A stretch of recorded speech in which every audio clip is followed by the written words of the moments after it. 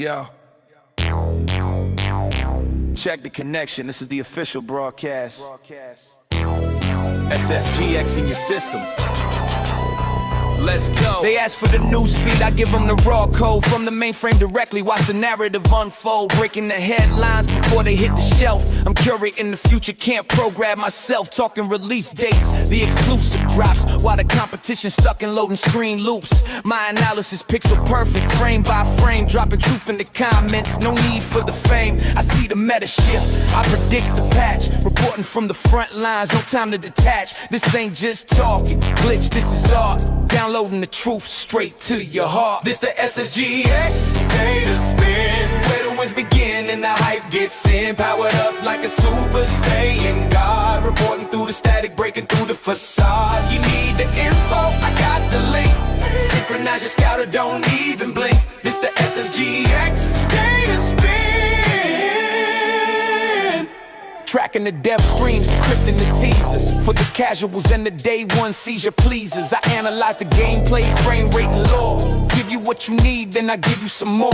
Is it Xbox exclusive? Will it come to PC? I break down the business, make the corporate speak easy. Rumors get debunked, the confirmed facts get boosted. For the loyal subscribers, get your systems hoisted. I'm on 24/7, my servers never crash. Burning through the small talk like a motion. Crimson Desert's world of Pywool, and why you won't see many African-coded characters. Glitches and gamers, boot up. 4K the Cybergoon here with a question from the community that cuts to the heart of game design. A viewer asked, why don't I see more African race in Crimson Desert? It's a fair question, and the answer reveals a lot about how this Korean-developed epic was built. Let's decrypt the signal. First, let's look at where Crimson Desert comes from. The game was developed and published by Pearl Abyss, a South Korean studio, reference 0. The majority of creative leads, writers, and artists are Korean, and like any cultural product, the game inevitably reflects the perspectives and aesthetics of its creators. Second, the setting. Crimson Desert takes place on the fictitious continent of Pywool, which is described as a medieval fantasy world, reference 1. This is a world of fictional kingdoms and factions like the Greymanes, the Black Bears, and the Palem tribes, reference 2. It's not intended to be a direct analog for Earth's geography or melting pot of real-world ethnicities. Third, the character roster is extremely focused. The game features only 3 main playable characters, the gruff protagonist Cliff McDuff, the agile gunsmith Damien, and the hulking nomadic warrior Unka, reference 3, reference 4.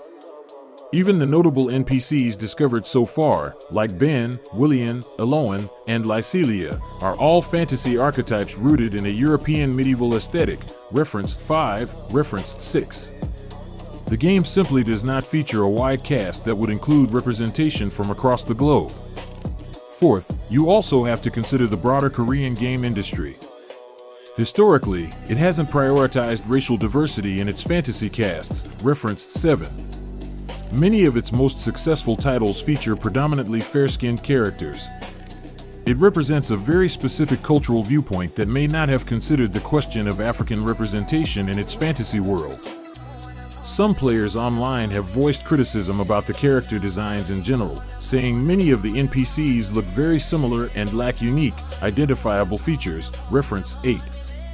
The conversation around representation is a global one, but it's not a conversation that Pearl Abyss seems to have been actively participating in with this release. So here's the bottom line, the lack of African-coded characters in Crimson Desert likely isn't born of malice, but of a lack of intention. It's a product of its Korean development roots, a fictional European-inspired setting, a small and deliberate cast of characters, and an industry culture that simply hasn't prioritized this specific type of diversity. Could and should future games from Pearl Abyss expand their view of fantasy to include more of the world? Absolutely.